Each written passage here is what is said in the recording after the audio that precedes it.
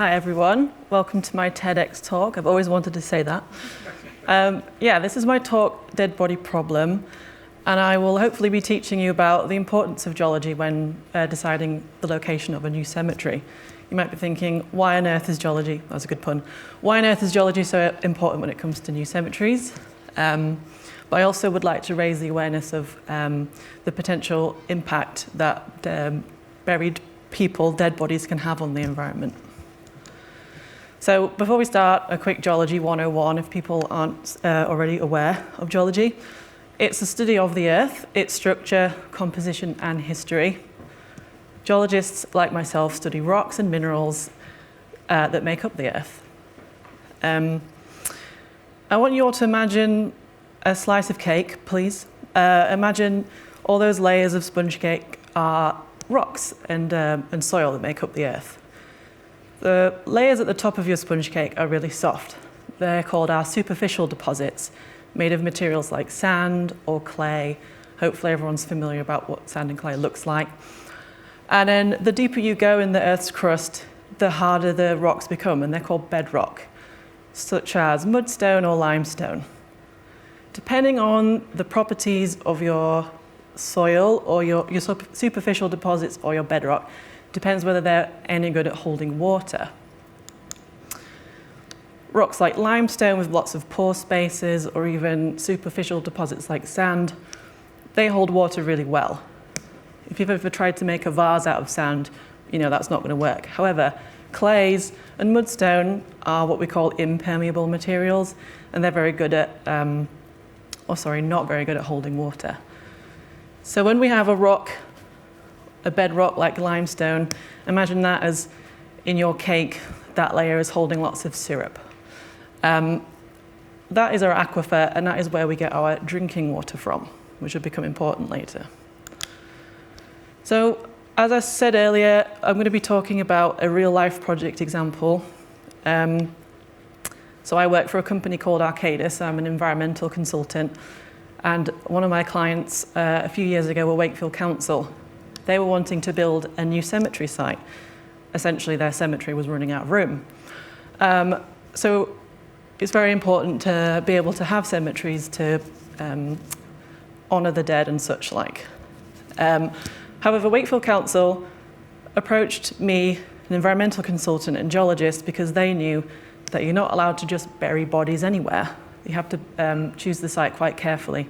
And the Environment Agency have regulations to protect groundwater, aquifers, from human burials. A bit of background about cemeteries. The Environment Agency say that you cannot bury more than 2,500 people per hectare, and you're only allowed to bury 100 people a year.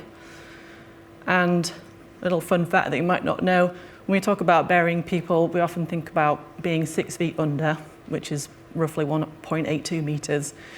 But often nowadays, to save room, councils will bury 2 people in one grave.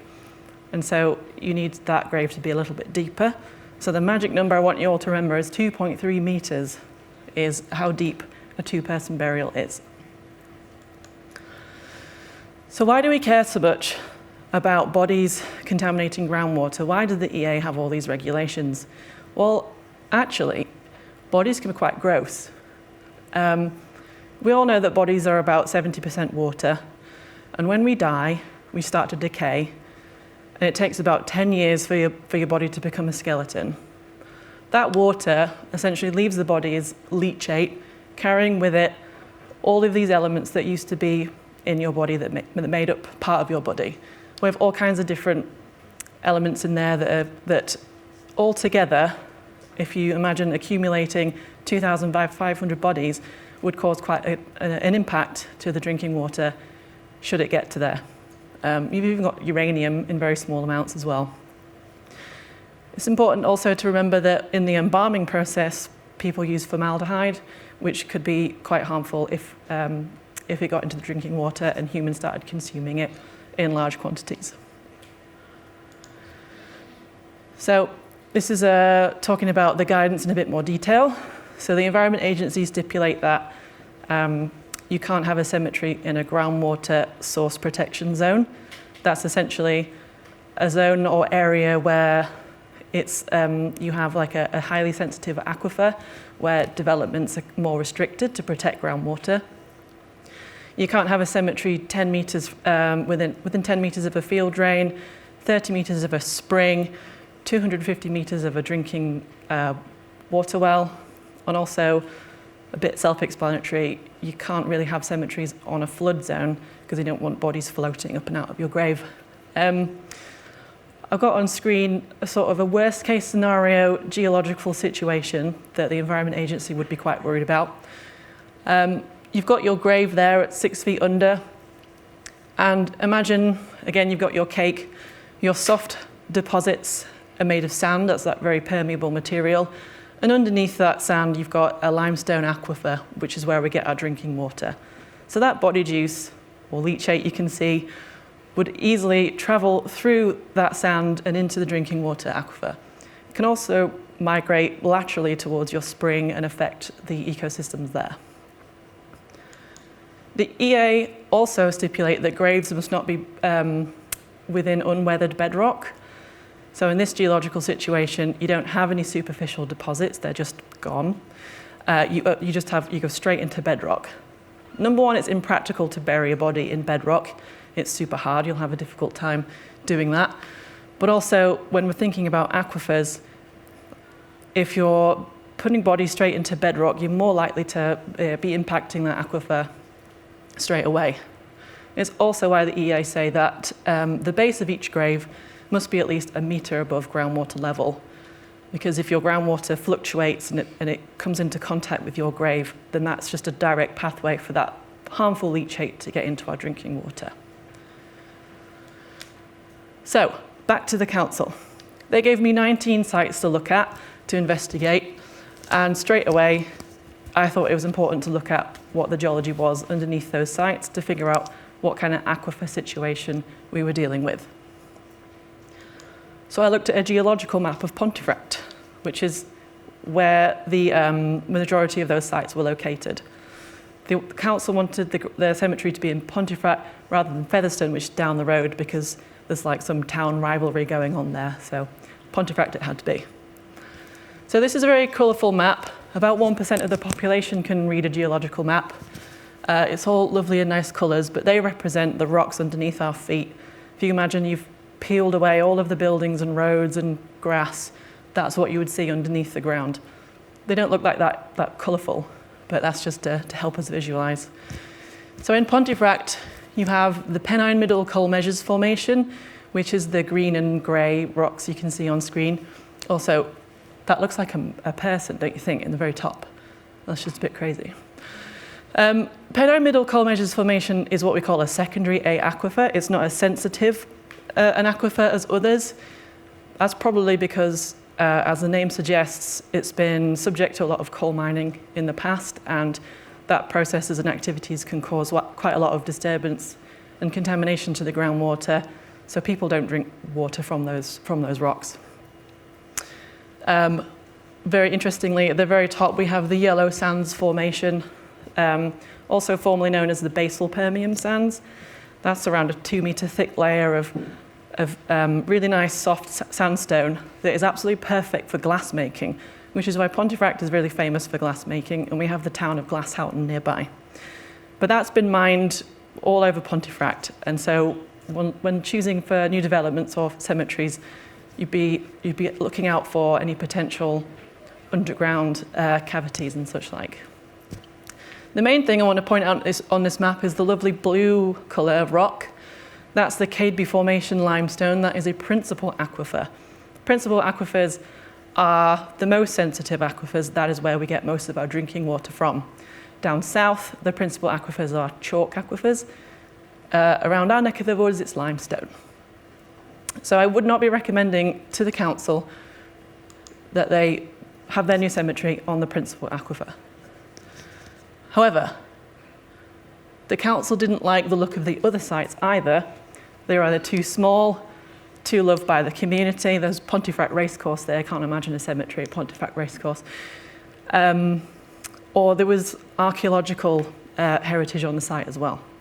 So, oh dear, there are no more options for a cemetery. However, Site 16, even though it was on a principal aquifer, it was the perfect shape, the perfect size, it was nice and flat, and there wouldn't be a lot of public objection to that becoming a cemetery site. So it was worth another look. So I knew from a desktop study that it was on a principal aquifer, but maybe with a bit more investigation, we could reduce that risk to the groundwater. During a desktop study, we found that the site was not at risk of any flooding. There was no source protection zone. There were no wells, no field drains, no springs. And we did a couple of trial pits, which in the business is basically a really quick and easy way of looking at your geology, and it's basically done with a JCB, similar to what the guys at the cemetery would be using to dig graves. So, do you remember when I said the council were looking to bury people at 2.3 metres below ground level? Well, thankfully, we were able to get to 2.8 metres with the digger, which meant there was no unweathered bedrock, which was great, because from the map, we were expecting bedrock straight away and no superficial deposits. However, the bedrock had been weathered down to what looked like pretty much a clay material. We also didn't find any groundwater during our trial pit investigation, which was really good. But one of the EA guidelines is that groundwater must not be within 1 metre of the base of your grave. So we had to dig a bit deeper and figure out if there was any groundwater at 3.3 metres. So we did another phase of investigation. This time with a bigger rig. We used a Komakio rotary rig, and we drilled 10-metre boreholes in each corner of the site in order to get a really good idea of groundwater flow if it was there. We found out during the investigation that bedrock was actually at 4 metres below ground level. And then in these boreholes, we installed monitoring wells because the EA wanted us to measure the groundwater level over the course of winter months, because that's when groundwater is likely to be most highest. That's when we're in a most seasonal, wettest period. And we did have a really crazy wet winter in the winter of 2023-24. However, the good news is we didn't find any groundwater in any of the wells up to 10 metres, so we've definitely ticked that box. So this is a quick summary of the geology of Site 16. We've got our 2-person grave for the council at 2.3 metres there. We've found the weathered KB limestone formation, recovered as a sandy clay, so that's already a big tick, low permeability. That leachate, that body juice is unlikely to travel very far in that kind of geology.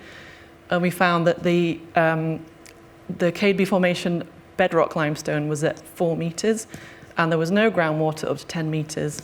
And the EA essentially said you're at a very low risk of impacting any drinking water at that site. And they gave the council a big green tick to carry on developing the cemetery. So, in conclusion, what have we learnt? We've learnt that human burials can cause contamination to drinking water based on the elements that are within us all. We've learnt that different geologies have different properties that can impact the sensitivity of aquifers. We've also learnt that geology can act as either a barrier if you have clays in your geology, or as a pathway if it's more sandy and more porous. And that is the end. Thank you.